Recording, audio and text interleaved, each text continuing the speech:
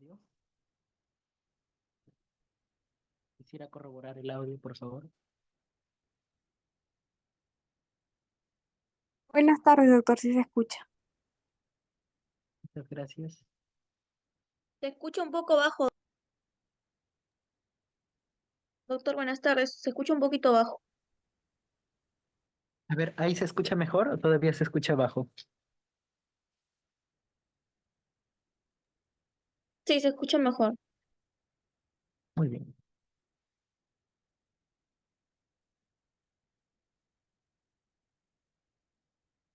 Ya está. Bueno, para el día de hoy tenemos programada la clase de enfermedad por reflujo gastroesofágico.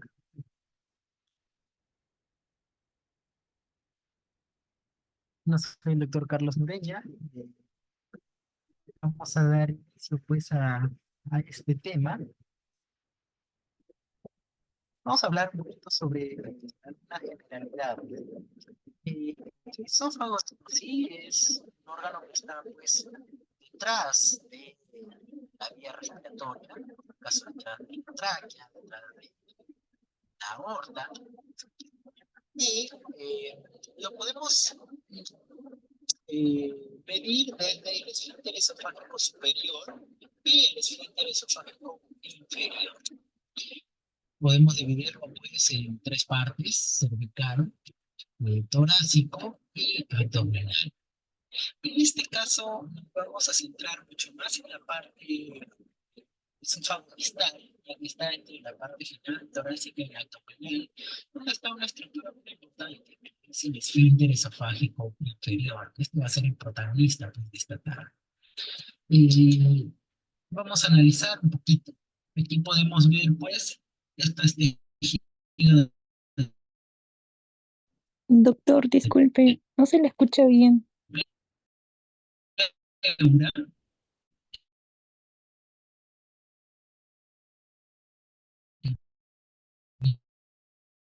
Doctor, disculpe, se le intercorta, o sea, se escucha bastante eh, como intercortado.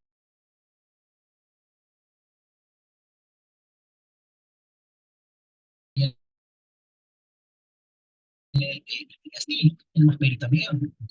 Sí.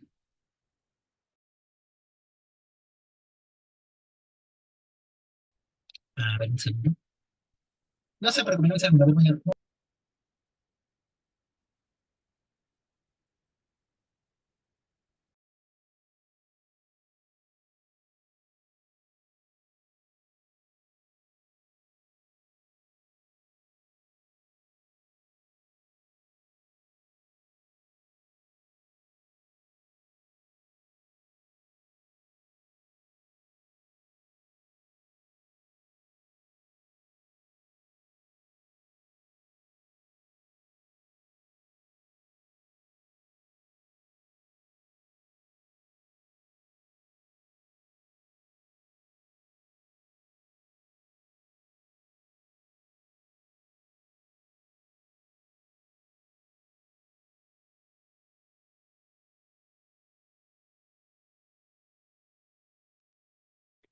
Ya está. ¿Ahora se escucha Sí, mejor? doctor.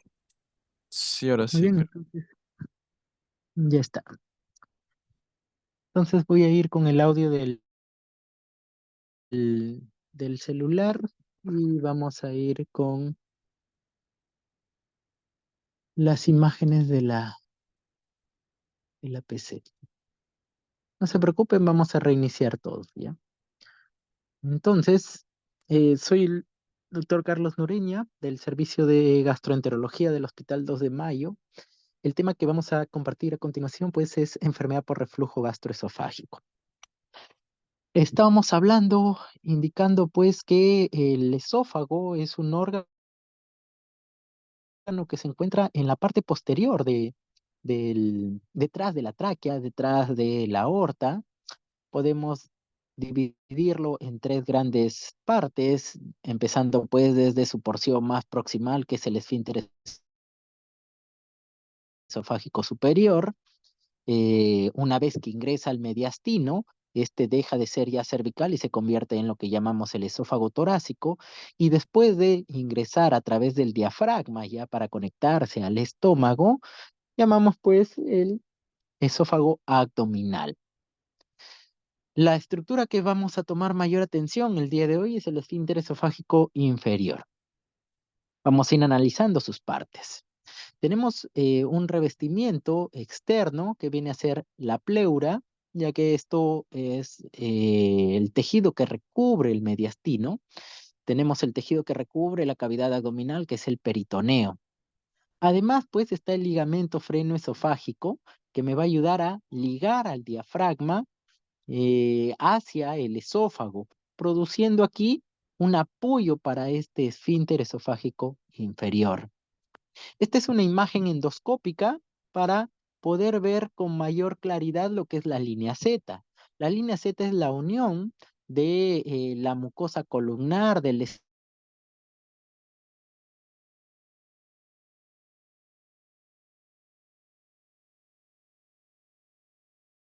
estómago con la mucosa escamosa del esófago. Aparte también vamos a ver lo que son los pliegues gástricos, ¿no? Cómo se ven endoscópicamente estos pliegues gástricos del estómago. Y hay una tercera estructura que llamamos plicatura, que es básicamente la zona de mayor presión que me genera el esfínter esofágico inferior, apoyado pues por el diafragma. Es esta zona pues donde ya se cierra la luz esofágica. Muy bien. Un poquito esta enfermedad por reflujo, pues es muy variable. Hay algunos lugares como Estados Unidos, Europa, donde se encuentra pues una mayor muy bajito. Y en América del Sur la información es bastante variable. No hay muchos datos, excepto pues por Argentina, que es tal vez quien más datos provee, que nos dice que hay una prevalencia de aproximadamente el 23%. Para entender qué es reflujo gastroesofágico, vamos a empezar por qué es enfermedad por reflujo gastroesofágico. Llamamos reflujo gastroesofágico al escape del contenido gástrico, ya sea solo gástrico o también duodenal, que atraviesa pues a la luz del esófago, o sea, me supera el esfínter esofágico inferior. Ahora, enfermedad por reflujo gastroesofágico se llama cuando este reflujo me va a ocasionar síntomas o complicaciones. Este es el consenso actual, que es el de Montreal, es la definición que se maneja actualmente. Entonces, más claro, esquemático, una enfermedad por reflujo gastroesofágica se va a presentar cuando tengo reflujo gastroesofágico más lesión esofágica o síntomas, cualquiera de estos dos. Solo tener reflujo no es sinónimo de enfermedad. Tiene que haber síntomas o lesión esofágica. Esto nos lleva, pues, a dos grandes situaciones. Yo puedo tener un paciente que tiene lesión esofágica, obviamente vista por endoscopía, que es esofagitis, con o sin síntomas, ¿ya? O también puedo tener pacientes sin lesiones esofágicas que solo tienen síntomas, ¿ya? ¿Cuáles son los síntomas? Pues se caracterizan síntomas típicos, pirosis, regurgitación, y síntomas atípicos, como tos, disfonía, asma, que ya los vamos a revisar. ¿Cómo se produce esta enfermedad por reflujo gastroesofágico?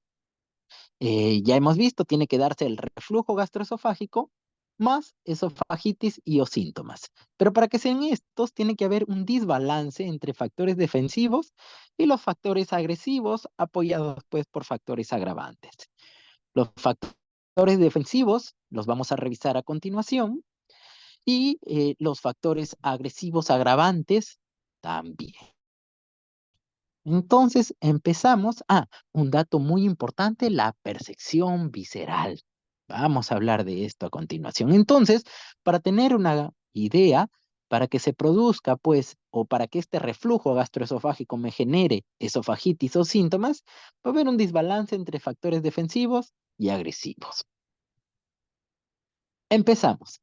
El primer factor defensivo es la barrera antirreflujo.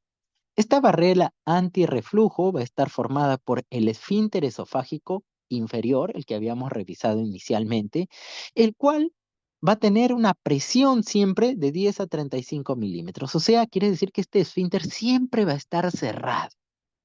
Solo se apertura este esfínter cuando viene el bolo alimenticio.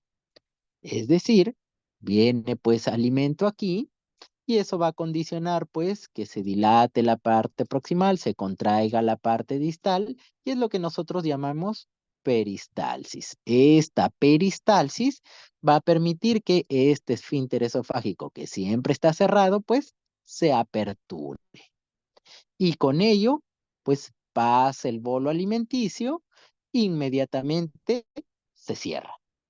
¿Ya? Se dice que para que se mantenga cerrado es hasta incluso necesario solo 5 milímetros de mercurio. O sea, quiere decir que está bastante cerrado. ¿Para qué? Para impedir, pues, el reflujo gastroesofágico. Hay que saber que el estómago funciona, pues, como una gran batidora. Va a digerir los alimentos apoyándose de ácido, de movimientos y para evitar pues que esto refluya, pues tiene que estar este esfínter bien cerrado. ¿Quién más me va a apoyar en esta barrera antirreflujo? El diafragma crural. Esto es parte pues del diafragma que nos va a ayudar a los movimientos inspiratorios. Entonces la zona que está más cercana al esófago se le llama crural, la zona ya más distal costal.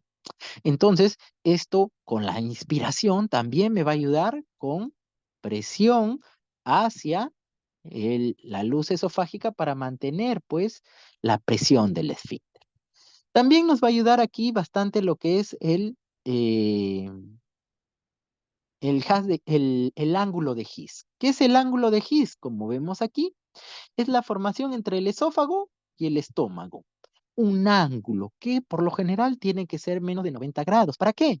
Para que cuando viene o el estómago pues está con el bolo alimenticio, estos movimientos empujan esta angulación hacia adelante, produciendo una especie de válvula.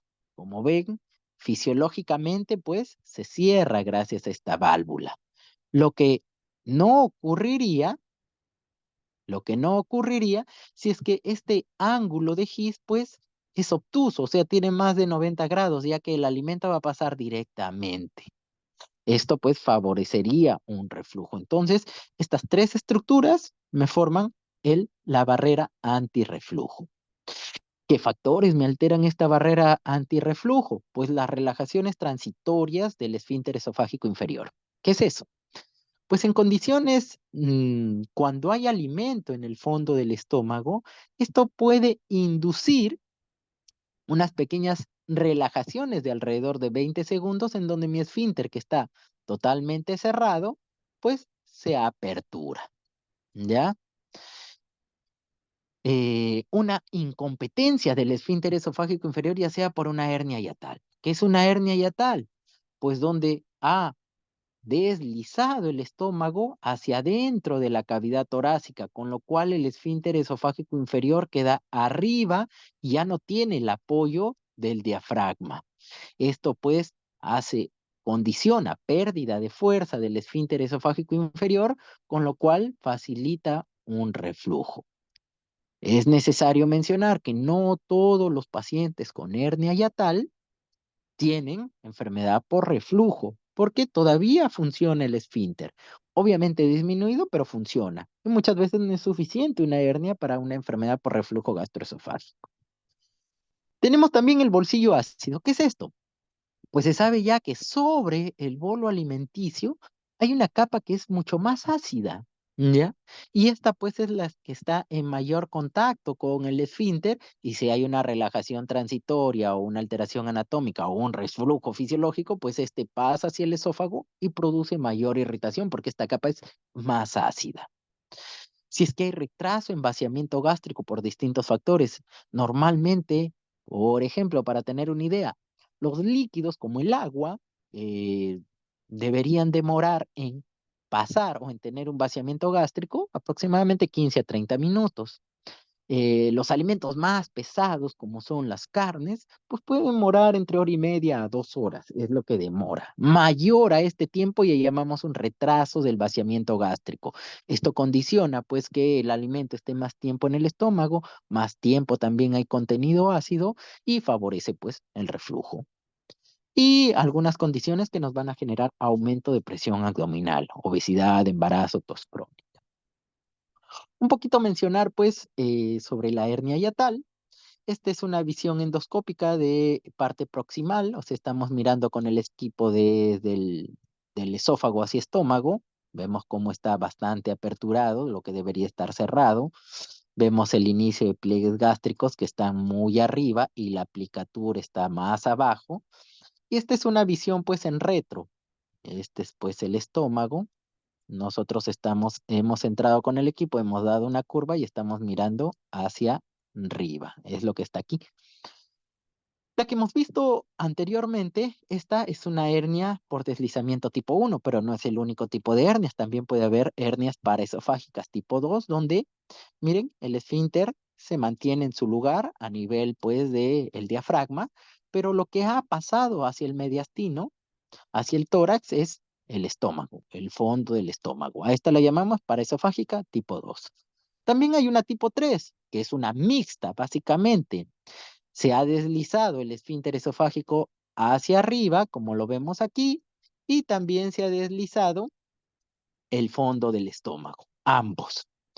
Y hay una hernia tipo 4 que es básicamente la mixta, pero más contenido abdominal. Puede ser meso, un asa intestinal. Todo esto ha ingresado pues hacia la cavidad torácica. También se les llama paraesofágicas grandes. Muy bien. ¿Qué otro factor defensivo tenemos? El aclaramiento esofágico. O sea, está bien, ya tengo mi contenido gástrico, superó mi barrera antirreflujo, no fue suficiente y pues se llenó todo mi esófago de contenido ácido. El aclaramiento esofágico me va a ayudar a restaurar, a eliminar pues este reflujo que ha llegado hacia el esófago. Entonces, podemos definirlo como restauración del pH esofágico normal post exposición al reflujo gastroesofágico. O sea, prácticamente me va a dar la pauta de la duración de este reflujo. Para esto nos va a ayudar el peristaltismo esofágico. ¿Qué es esto? Pues lo que ya habíamos visto, cuando viene el bolo abdominal, hay movimientos que me van a ir estimulando hacia abajo, llevar el contenido hacia la parte distal, o sea, regresar al estómago. También la saliva, que saber que deglutimos un promedio de 1.2 a 1.5 litros por día. Entonces el pasar saliva va a ayudar también, por un efecto mecánico de arrastre, a, entre comillas, limpiar el esófago. Y obviamente el efecto de gravedad, el simplemente hecho de estar erguidos, parados, pues condiciona que este reflujo regrese. Factores que alteran este aclaramiento. Algunas patologías como esclerodermia, hernia hiatal, ya que impide unos correctos movimientos de peristalsis.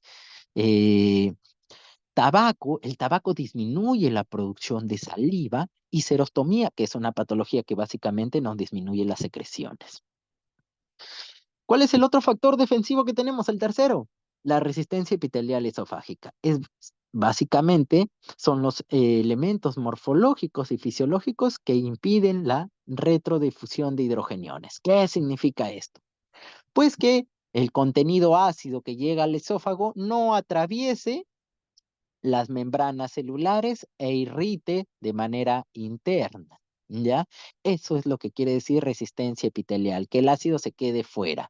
Para esto, pues, las células del esófago producen moco y bicarbonato, con lo cual el ácido se dificulta su ingreso y su irritación. Imaginemos que no es suficiente, ya llegan a estar en contacto, las propias uniones celulares de las células de la mucosa pues esofágica también constituyen una barrera para evitar que el ácido, que los hidrogeniones generen lesión. Y por último, pues la neutralización del hidrógeno por el bicarbonato del flujo sanguíneo. ¿Qué quiere decir? Que llegue el flujo sanguíneo pues a nuestra capa del esófago y esto va a permitir pues expulsar bicarbonato y contrarrestar esta acidez. Muy bien. Hay algunos factores agravantes que condicionan, pues, que se rompe este equilibrio entre factores, ya vimos, defensivos y agresivos. ¿Cuáles son los agravantes? Alimentos, comidas copiosas. Ya dijimos que cuando tenemos alimento en el fondo del estómago, se estimula con mayor frecuencia que el esfínter esofágico inferior tenga relajaciones intermitentes. Comer 2 horas antes de dormir. ¿Por qué? Porque ya dijimos que el estómago necesita un tiempo para vaciarse. Entonces, este tiempo, dependiendo del tipo de alimentos, ya dijimos que es más o menos hasta 2 horas, si es que son carnes. Entonces, si yo me acuesto pues con el estómago lleno, todavía tengo contenido alimenticio dentro del estómago por un efecto de gravedad. Si me pongo horizontal, pues favorece el reflujo, porque se puede decir que se voltea el estómago y puede ir hacia el esófago, produciendo pues que se aperture este esfínter esofágico inferior. Y también hay algunos alimentos específicos, como los que tenemos aquí, que estimulan una relajación del esfínter esofágico inferior.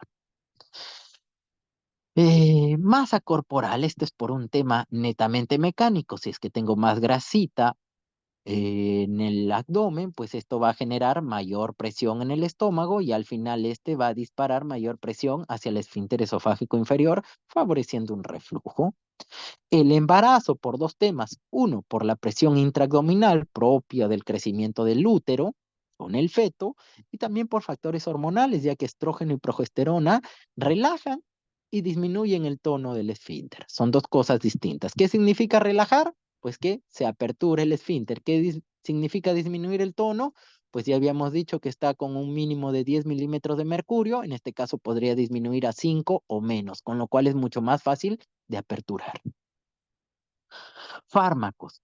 Los fármacos tienen distintas modalidades de alterar el esfínter esofágico inferior. Uno es retrasar el vaciamiento gástrico. Hay algunos medicamentos que por efectos adversos, pues disminuyen el tránsito intestinal, con lo cual está más tiempo el contenido gástrico en estómago y esto favorece el reflujo. Relajan también el esfínter esofágico inferior o disminuyen la resistencia del epitelio esofágico, como el caso de los AINES. También tenemos al tabaco, ya habíamos visto un poquito que nos disminuye la saliva, con lo cual el tiempo de aclaramiento esofágico está alterado. También me disminuye el tono del esfínter esofágico inferior y me puede generar pues estímulos de tos crónica, con lo cual esto genera que no solo haya contenido gástrico que va hacia el esófago, sino también contenido duodenal, bilis. Y esto puede incluso agravar el problema de enfermedad por reflujo. Y hay otros hábitos y condiciones médicas que nos pueden exacerbar, pues, o ser considerados como factores agravantes para romper este equilibrio y generar ERGE. Manifestaciones clínicas.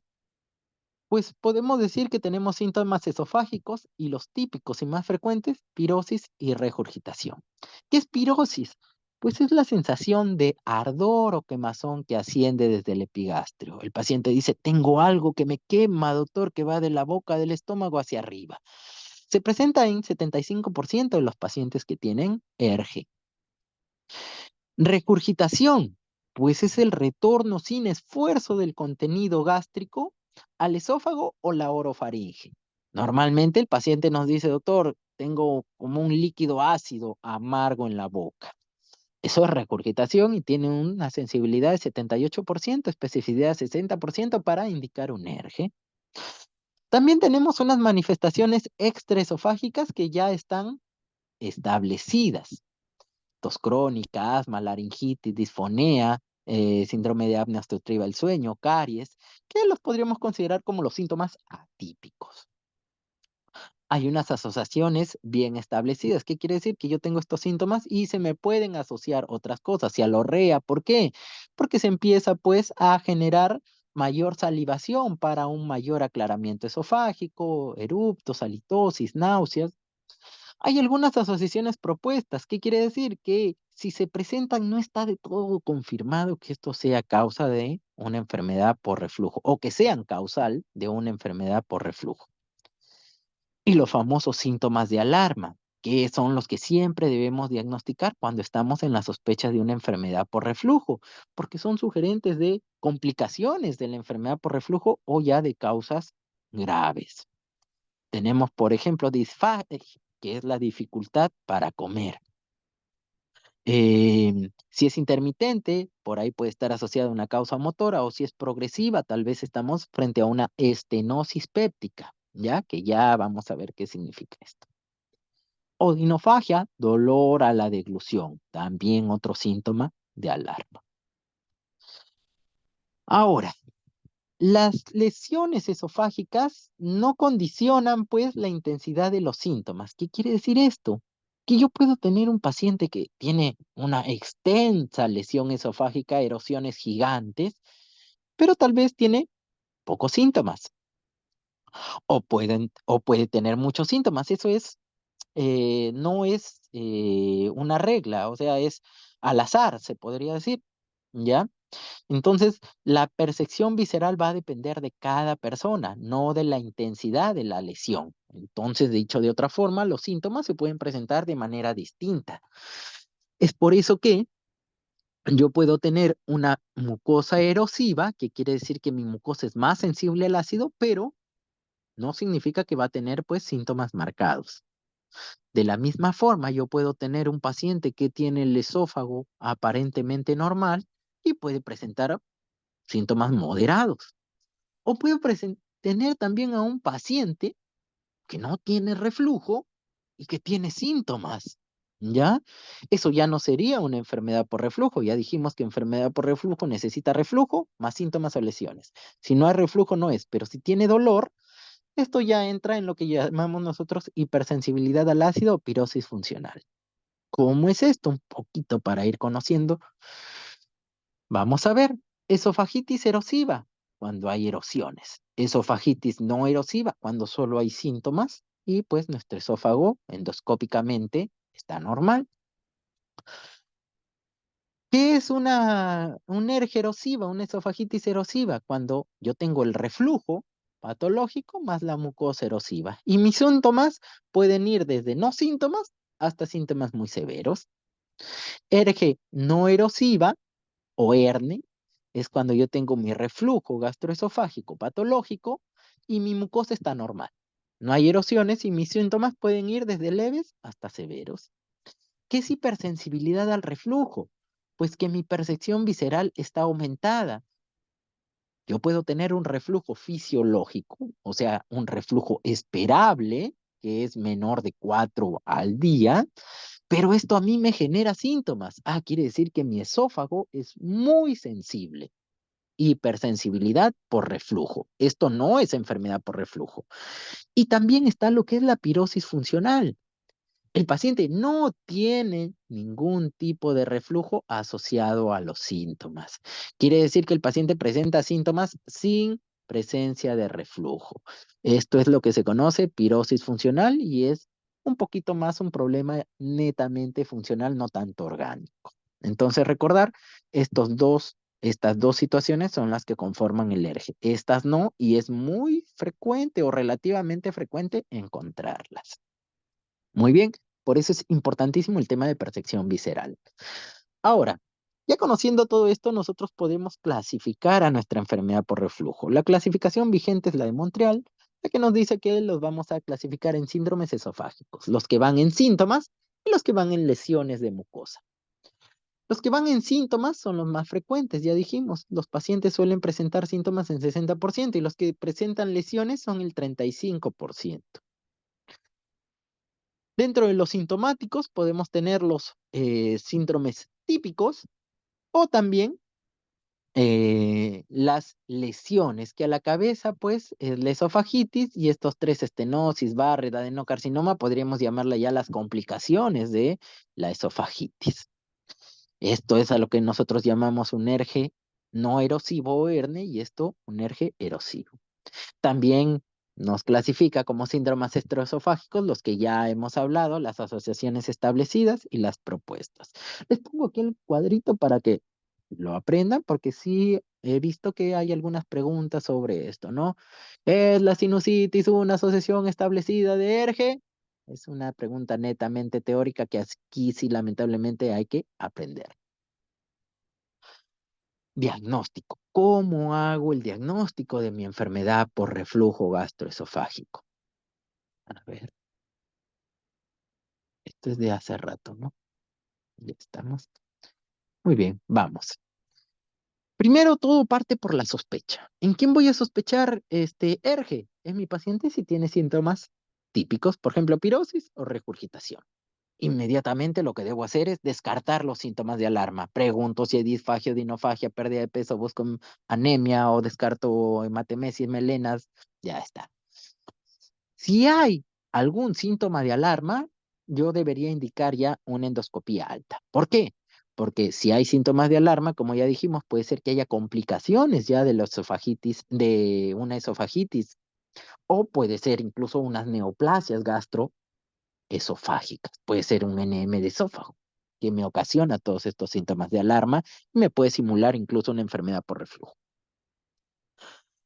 Doctor, no, mi paciente no tiene síntomas de alarma. Ah, ya. Entonces, vamos con la prueba terapéutica. ¿Qué es la prueba terapéutica? Pues iniciar inhibidor de bomba de protones por 2 a 4 semanitas. Pueden pasar dos situaciones. Situación A, viene nuestro paciente en 2 semanas. Doctor, lo máximo lo que me ha dado, me ha mejorado totalmente. Ah, esto nos confirma el diagnóstico. Excelente, ya está. Confirmamos el diagnóstico, tendríamos que solo completar el tratamiento.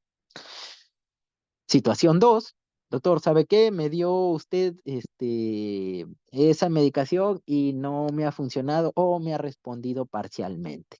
Si es que ese es el caso, pues ya tengo que ir con estudios morfológicos, como una endoscopía, o estudios funcionales. Los vamos a ver a continuación, no se preocupe. Empezamos. Prueba terapéutica. Ya hemos hablado.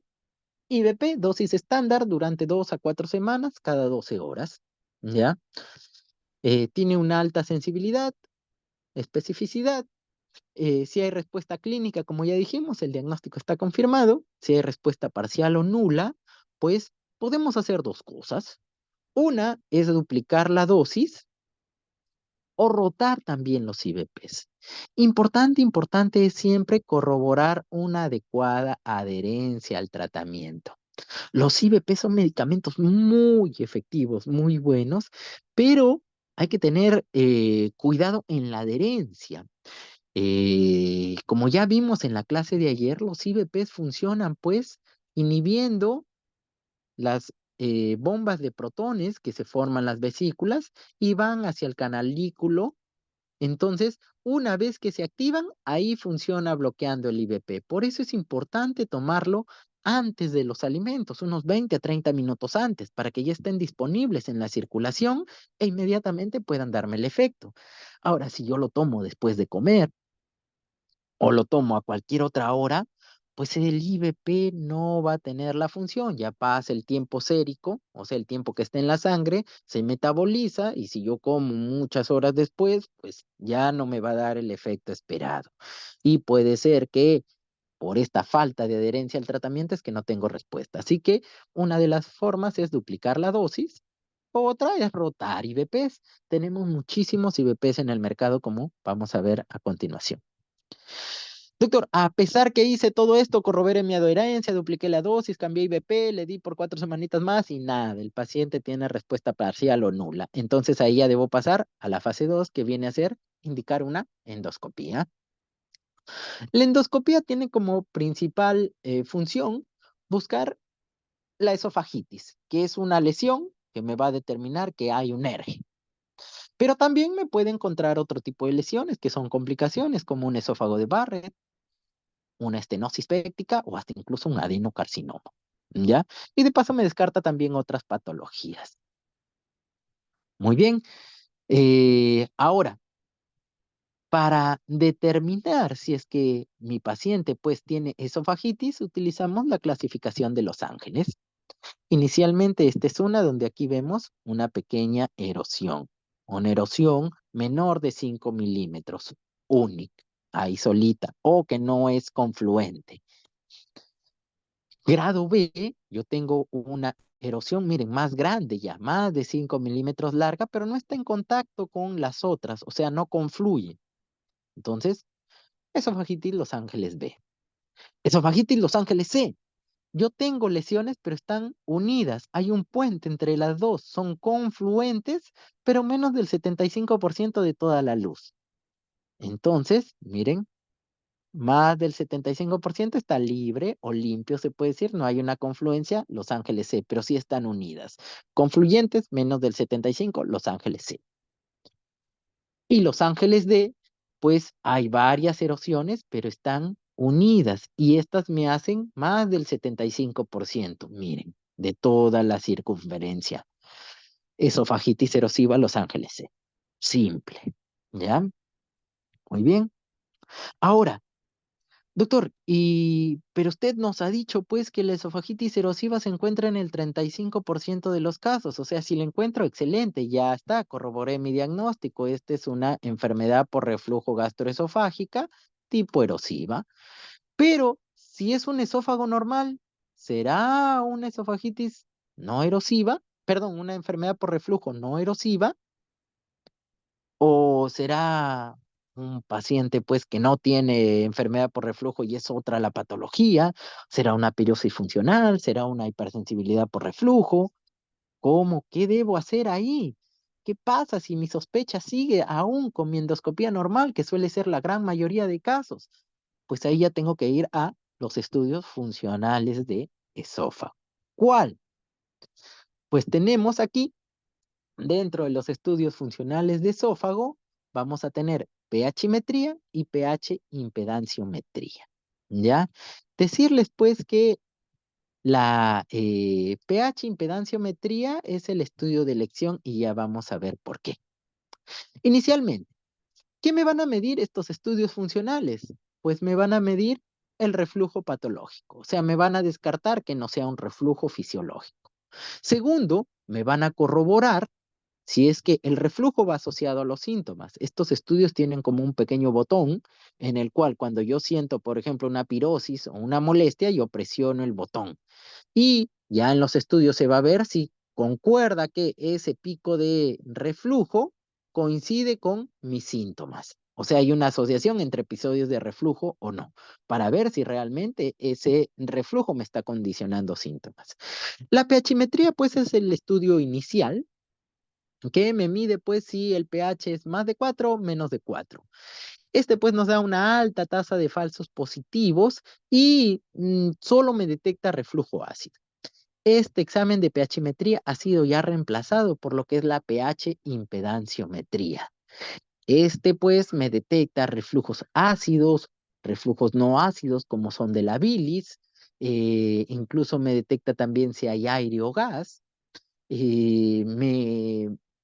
Es un estudio bastante completo y con este es el que yo puedo determinar si es que tengo un ERG erosivo, un ERG no erosivo, si es que es pues una pirosis funcional, es una hipersensibilidad esofágica. Entonces, este diagnóstico es gracias a la pH impedanciometría. Si hay un gol estándar que podríamos llamar, sería este, ¿ya? Para el tratamiento es necesario buscar los pilares del tratamiento. Primero, controlar los síntomas. Segundo, curación de lesiones. Tercero, prevenir la recidiva, desarrollo de complicaciones y evitar pues lo más temido que es la displasia adenocarcinoma en el contexto de un esófago de Barrett ya. ¿Qué estrategias se usan para tratar ERGE? Hay varias. Las más utilizadas suelen ser los factores higiénico-dietéticos y los controles, pues, de la secreción ácida. Son los que vamos a revisar a continuación. Medidas higiénico-dietéticas. Si mi paciente, pues, tiene sobrepeso o obesidad, solicitaremos una disminución de peso para disminuir la presión intraabdominal. Ya revisamos, pues, las ventajas que nos daría esto en la fisiopatología. El tiempo de acostarse 2 horas, 2 a 3 horas después de comer. Ya también revisamos por qué. Elevación de la cabecera.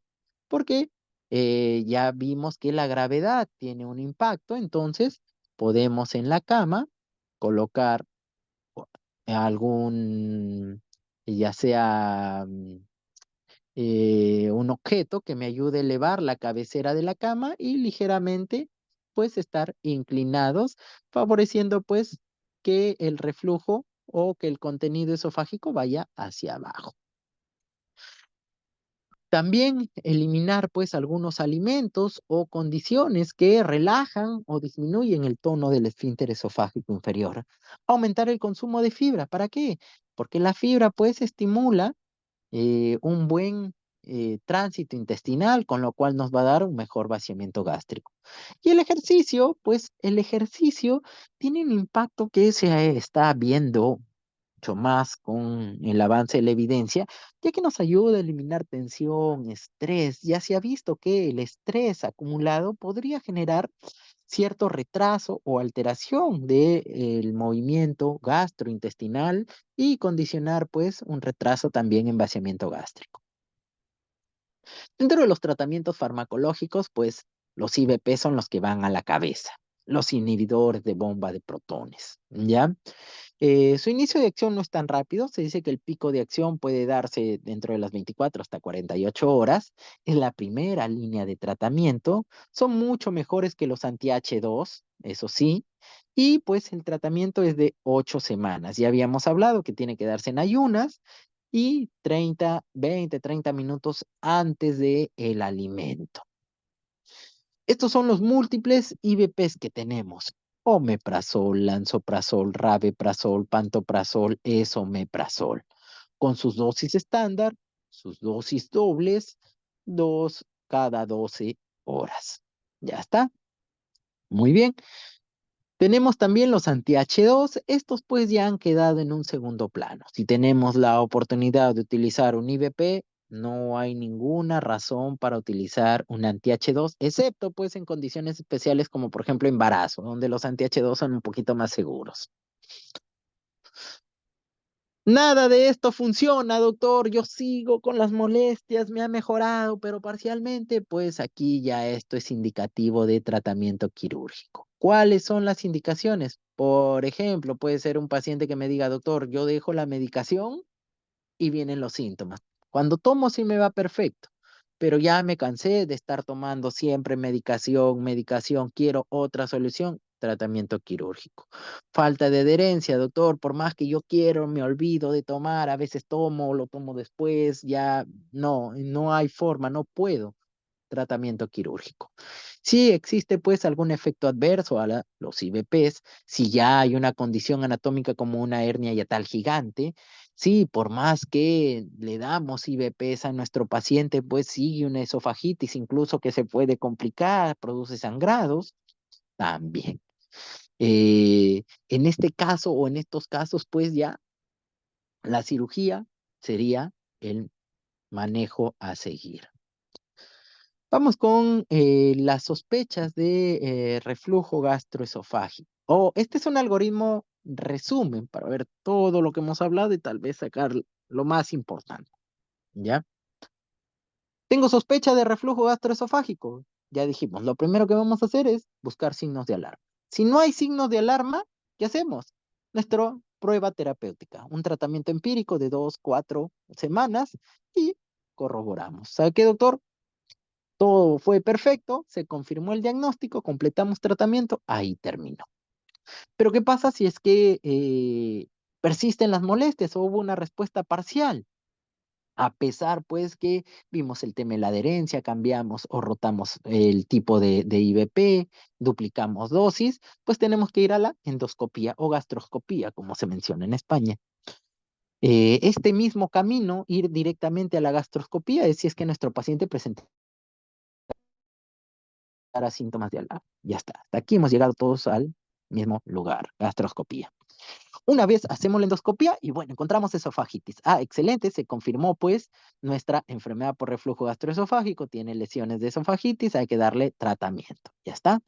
O encontramos pues las complicaciones, una estenosis péptica, un esófago de Barrett, un adenocarcinoma, ya lo trataremos de acuerdo a cuál de estas sea, que esto ya no es motivo de esta clase. Ahora, salió una endoscopía normal. ¿Qué debo hacer? Sigue mi sospecha. ¿Cómo hago para saber si es una enfermedad por reflujo o no?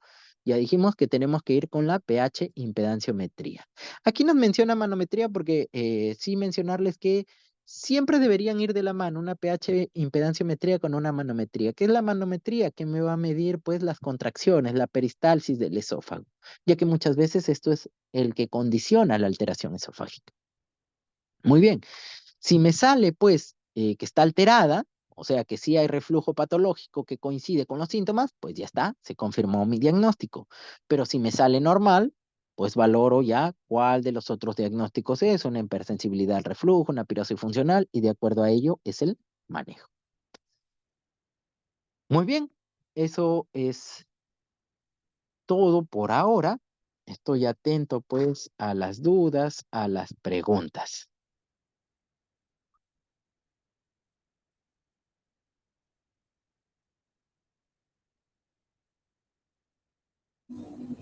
Buenas noches. ¿Sí?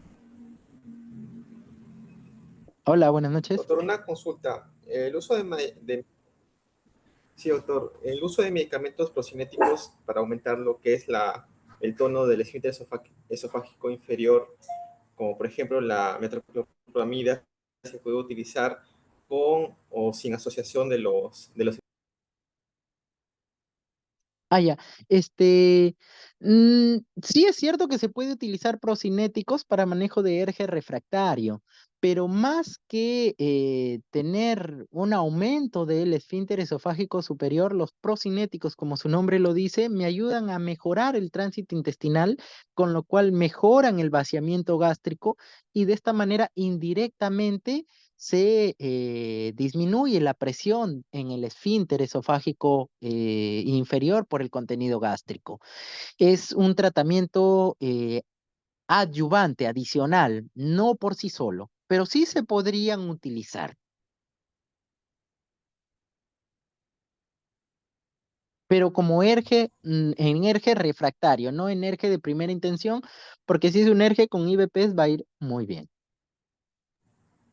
Ok, doctor, muchas gracias.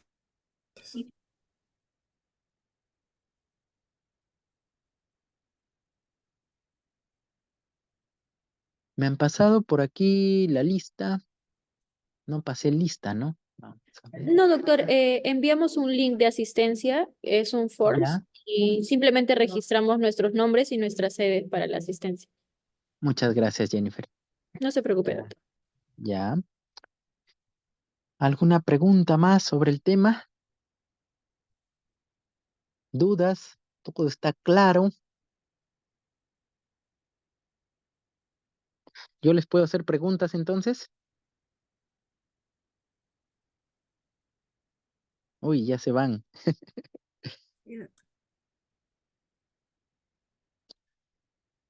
Ya, a ver. Una condición muy frecuente son con los sintomáticos. Por ejemplo, no he mencionado los medicamentos sintomáticos como el magaldrato, el sucralfato, los alginatos. Estos pues son antiácidos. Los, los podemos usar al inicio, porque estos sí me van a dar pues una mejoría instantánea, se podría decir. Ya hablamos que los IVPs, pues su efecto puede demorar 24 o hasta 48 horas para llegar a su efecto terapéutico esperado. Entonces, en el primero o hasta tercer día, sí les recomiendo asociar pues un medicamento sintomático, que puede ser sucralfato, bismuto, magaldrato, el que ustedes prefieran para que el paciente empiece a tener una mejoría de los síntomas al inicio. Ahora, doctor, si esto me funciona desde el inicio, ¿por qué no me quedo solo con eso? Porque esto lo único que hace es neutralizar nada más el ácido y esto no me da una respuesta a largo plazo. ¿Ya? Es una respuesta momentánea, entonces yo eternamente tendría que seguir continuamente usándolos. Entonces, lo usamos como adyuvantes hasta que llegamos a la dosis terapéutica de los IVPs.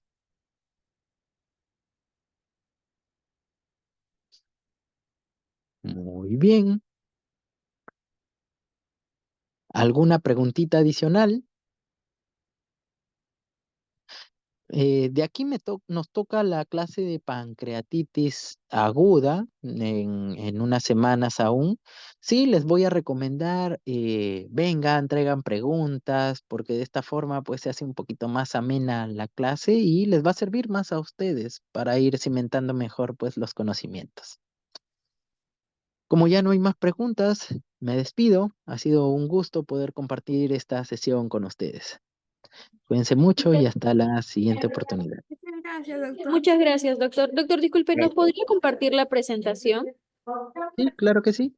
Me Ya, ¿se lo escriben. podría- A mi Sí, compañera Samantha, que creo que es la que ha estado coordinando con sí, usted. justo es lo que iba a decir. Le envío por WhatsApp a Samantha y ella ya les comparte. Ya. Listo, doctor, muchas gracias. Hasta luego. Muy bien. Ya, cuídense Gracias, mucho. Hasta doctor. luego. Muchas gracias. Ya, chao, chao.